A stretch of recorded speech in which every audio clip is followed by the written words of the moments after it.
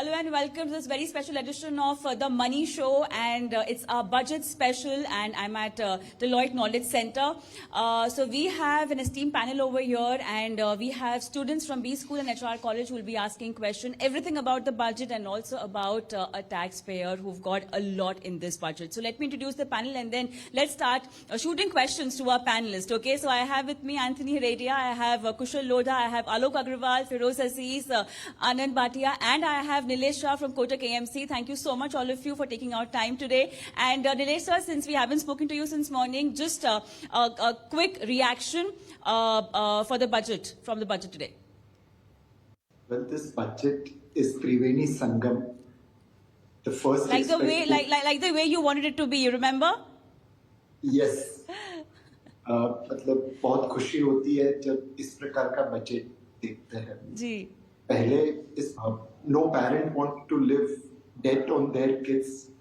The government should also think the same way. And not only this year, but also next year's fiscal deficit has been lower than expectation. Right. And for next 6 years, debt to GDP ratio will be reducing. So that's very positive. Number two, the consumption was slowing down, and hence there was a need to support it. People were expecting increase in tax exemption limit to about 9 lakh, 9.5 lakh, 10 lakh. 12 lakh rupee was again above expectation. Right. And finally, the expectation was that since private sector capex is on the back foot, can we push government capex between grants and government expenditure on capital side? Total allocation is up about 17%. Put together higher capex, boost to urban consumption through tax cuts, and yet maintaining path of fiscal prudence. That's the Triveni Sangam, which is very good about the budget. Right. All right, so let's start taking questions from our lovely students, and let's begin with the tax changes. Anyone with a tax question can ask first. Yeah. Myself, Ekta. Are there any changes introduced for capital gain tax?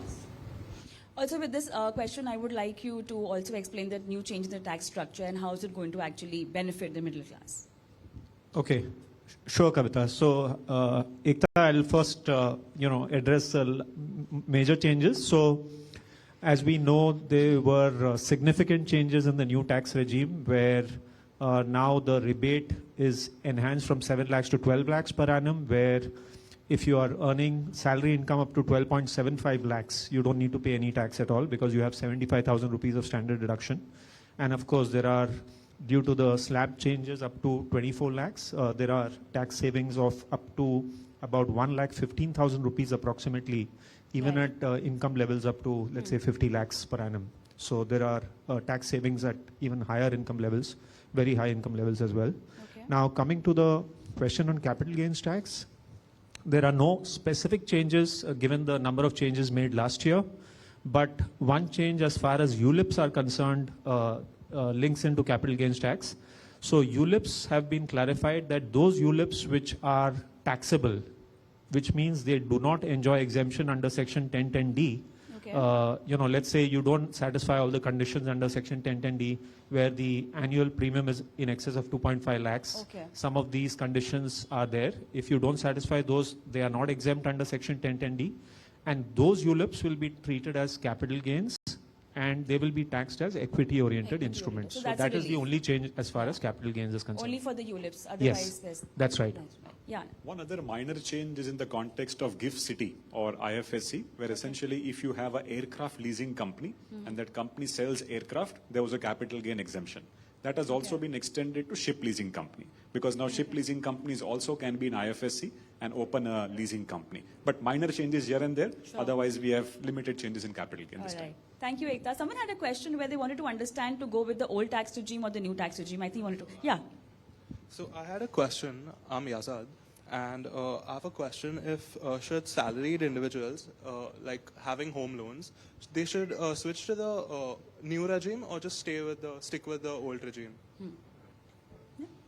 Yeah, I personally think a youngster, if you're asking for yourself, you should not even bother learning the old regime. Okay. If you have not started earning yet. Because there are limitations. That section 24 gives you a limit of 2 lakhs. It is not going to be profitable for you to learn all those sections which give you those exemptions. You should only focus on the new tax regime, because kabhi bhi don't swim against the tide. Right? The government wants you to use that, just use that. Unfortunately, people have taken decisions on the basis of old regime, is why that old regime is still alive. Let's assume 5 years back, somebody looked at the old regime, committed to give 5 lakh rupee insurance or 1 lakh rupee insurance premium for the next 20 years under 80C. That guy is still stuck because he's investing mandatorily. Right. And you can't just inverse your decision so easily in certain financial product. So if you're starting from a clean slate, be rest assured, don't go to the old regime. Second, if you are a person who's still not come into the workforce, in India, leave the metros. Most of the rest of them don't start with salaries greater than 5, 6, 7 lakhs an annum. So for the next 5, 7 years, you're not even in the income tax bracket, right? That's a great news. So for somebody who's joining the workforce at 22 with 7 lakh salary, if you look at a 10, 15% appraisal as well, you're already exempt for the next 5 years. So 5, 7 years of working, no tax is such a great thing. Just go with the new one. Quick comment from Nilesh sir also on this. So Nilesh sir, definitely not talking about the market, but then a taxpayer has really taken this very well, the new tax structure. Your comment on this? So as Firoz Bhai mentioned, you don't swim against the tide. Earlier, at the stage of economy we were in, it was necessary to give tax incentive for investments and make people compulsorily save something. Today, we have reached a stage where people are financially more literate thanks to people like Firoz Bhai. And second, there's no need to give incentive for savings. So, new tax regime looks like the future. Might as well get used to it. Okay. And Sure. Kavita, if I can add, Sure. when in doubt, you even, let's say you're not referring to yourself, but a taxpayer who's in the, let's say late 30s and earning a decent amount of income, if he or she is not getting exemptions and deductions above 8,50,000 rupees, then the old regime doesn't make any sense at all. Let's take the other round of questions. I think, yeah. Okay. Hi. Sorry. My name is Ayushi, and I wanted to ask, how does this budget position India against its key global competitors like India and China and Indonesia in attracting FDI? So I would say this is a budget of continuity of policy. I think the government in previous budgets did a lot in terms of policy reform, Make in India, PLI, etc. I think from a global manufacturer's context, if they were to look at diversifying their supply chains away from China, India is definitely one of the countries that appear to be one of the most attractive. Perhaps what you have seen in the last 1 or 2 or 3 years, as far as deep tech or high tech is concerned, probably Taiwan, Vietnam have taken a leap. But when you look at more mass manufacturing, I think you will see a lot more FDI coming into India. What a lot of people also don't realize is that the emergence of GIFT City is an opportunity to source some of the investments. You want to add? Yeah, I think there's also the theme and rise of GCCs, which is Global Capability Centers in India, and which means that a lot of US companies or a lot of out of India companies, they are relying on accountants and people from India to like help them with their services. So in last 1 year, like one GCC was formed in every 2 days, and India has been like the pioneer of accounting services across the world. So that is also shaping up, and that is creating more employment and job opportunities, which is attracting like foreign investment again. Sure. Nilesh sir, quick take on this? So one, foreign direct investment is not function of budget alone. Right. There are many things which go hand in hand. One, we have to tom-tom stories like Maruti Suzuki. When Suzuki came to India, India was not a large market on automobile. They stayed through all the ups and downs of India. And today, Maruti sells more automobiles in India than Suzuki sells worldwide.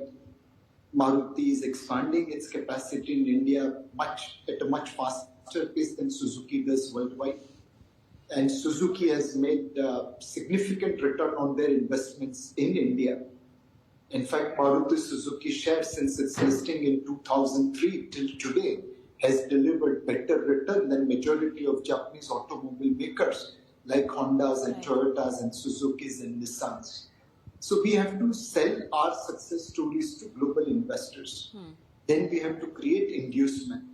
Right. Our competitors like Vietnam, Thailand, Indonesia, Mexico, I mean, they have many advantages and they are better in terms of infrastructure and ease of doing business. But none of them have 144 crore individuals market. If we can give preferential access to people who are setting up shop in India to access our domestic market, that will again create encouragement to set up base in India. Third and the final thing, many of our entrepreneurs are like Abhimanyu. In Mahabharata, Abhimanyu entered into Chakravyuh on his own. But today's entrepreneur is the Kalyuga Abhimanyu, which is born in Chakravyuh. Abhimanyu was only fighting Pandavas, only fighting Kauravas, whereas Kalyuga Abhimanyu is fighting both Pandavas and Kauravas. There are so many laws which burden our entrepreneur. In this budget, Jan Vishwas bill has talked about repealing 100 such laws. Jan Vishwas 1 had repealed 180 such laws, but we need to move more.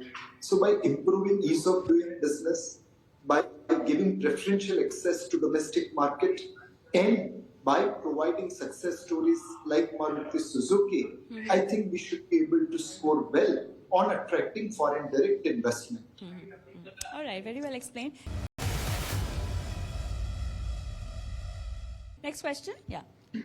Hello panelists, my name is Urzan Padiwala. My question to you all is that what is the government currently planning to tackle controlling inflation while also ensuring fair prices to farmers? Nilesh sir? Yeah, so I heard the question and I hope I heard it correctly. Yeah. How do we balance the consumer and farmer's interest? Right. Is that right? Yeah. Yes, sir. Yeah. The simple thing is to remove the inefficiency. Today, a farmer in Himachal Pradesh gets 50 paisa for his apple, and you as a consumer on Mumbai street pay 50 rupees or 25 rupees for the apple. Why is there such a big difference? One is the wastage. Apparently, 40% of apples, get wasted from plucking to transportation to selling in the market. The second thing is intermediation.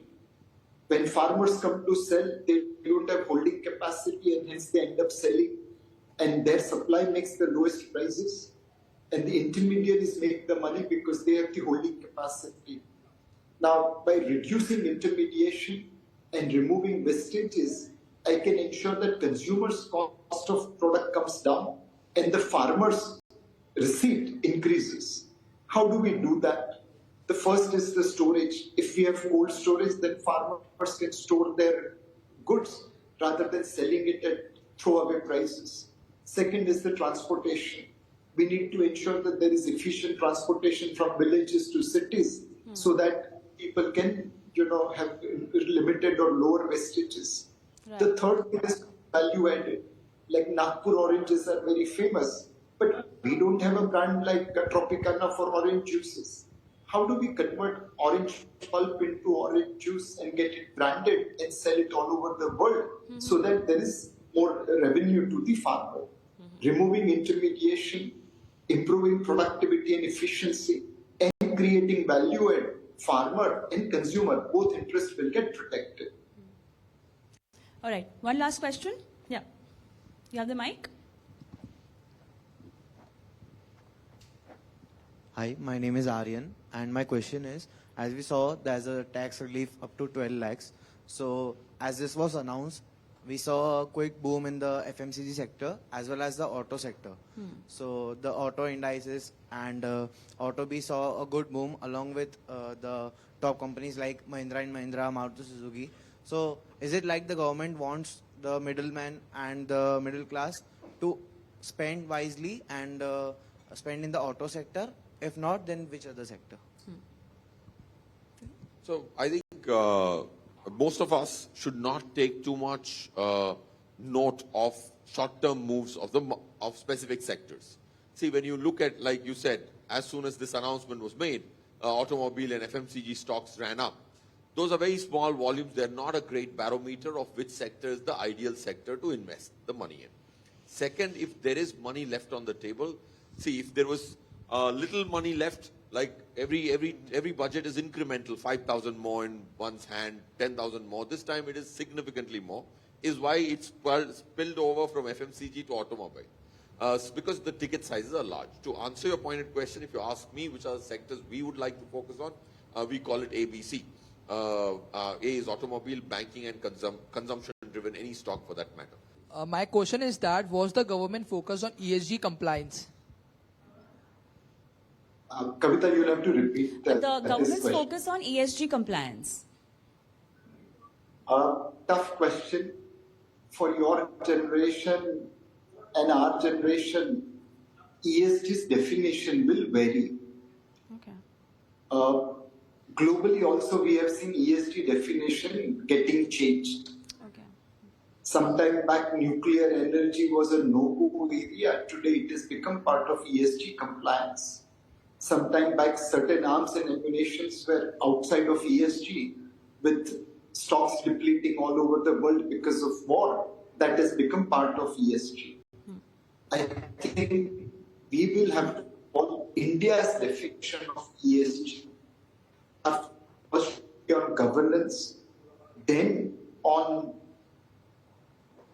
environmental, and then on social standards. We should do it on our terms rather than accepting global definition.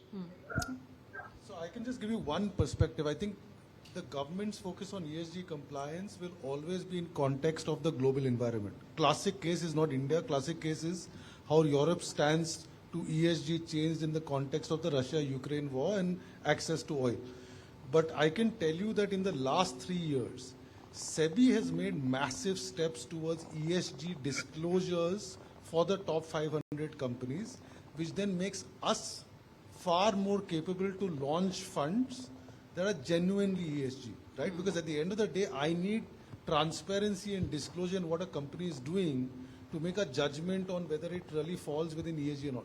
So I think SEBI has done a lot of work. I mean, we know from many peers across the globe that some of these disclosure standards today are world class, at least for the first 500 companies. So I don't think it's only the government's responsibility.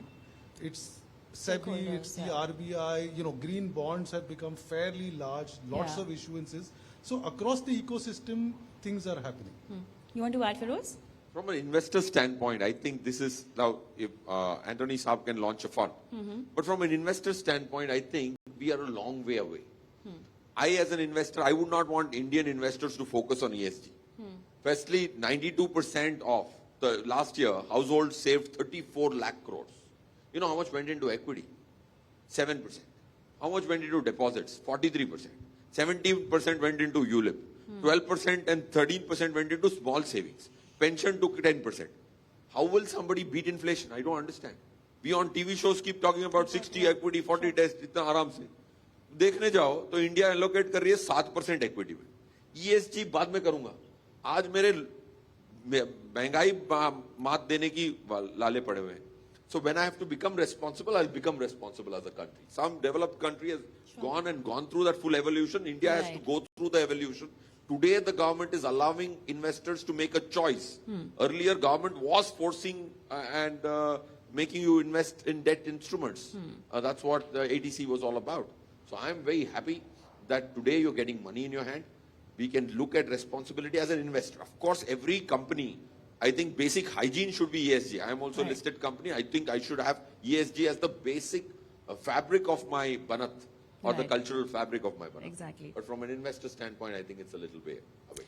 All right, I think my time is up, but this has come out to be a superb budget classroom session. Thank you so much, all of you. Nilesh sir also for joining us and answering all the questions. And thank you so much to our lovely audience. And that'll be all for the viewers also. Thank you so much for watching. Goodbye.